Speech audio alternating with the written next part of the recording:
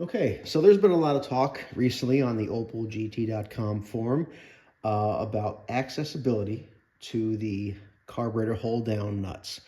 Whether it's a Solex or a Weber carburetor with a 13 millimeter original hex head and the fine thread, the fine pitch, they're pretty tough to spin on and they're tough to tighten, particularly the one right here. There's not much room to swing by and it's very tight in this corner, so it's hard to get in there. My solution, I get rid of the original studs. I go with a straight 8x1.25 pitch because I can buy aftermarket nuts in various sizes. Original, again, are 13. You can get them in 12. You can get them in 11. I get these, which are 10 millimeter, 12 point, and they're a grade 12.9, so they're high strength, chromoly. I use those.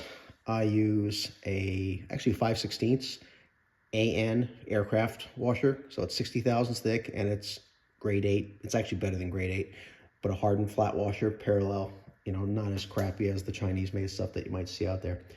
So to install this, it's pretty straightforward. Obviously, I'm not showing a gasket here, but you get the idea.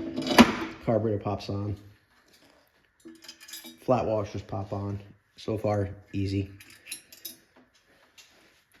All right.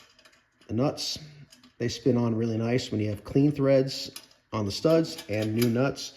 They go on there pretty damn easy. I mean, they just spin on, which you surely can't do with the original setup. Third one, not a problem. Fourth one, it's kind of blind, can't see it. So I know you can't see it on camera, but you can't see it unless you stick your head between the valve cover and the carburetor, which is not likely with my fat skull. All right, so all four are spun on. I use this wrench, 12-point 10 millimeter wrench for 3 of the nuts.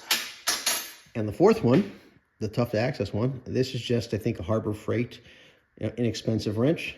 Heated it up with an oxyacetylene torch, bent it, and there you go.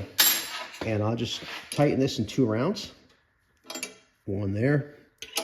Diagonally, I'll go here. Pretty snug. The other 2 diagonal. Boom. Plop this one in the hard to find one. Take the wrench, the second wrench, and that's my leverage. Tighten it.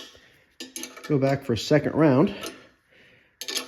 And once it's tight, honestly, you don't really need a lock nut. Torque spec will do the job.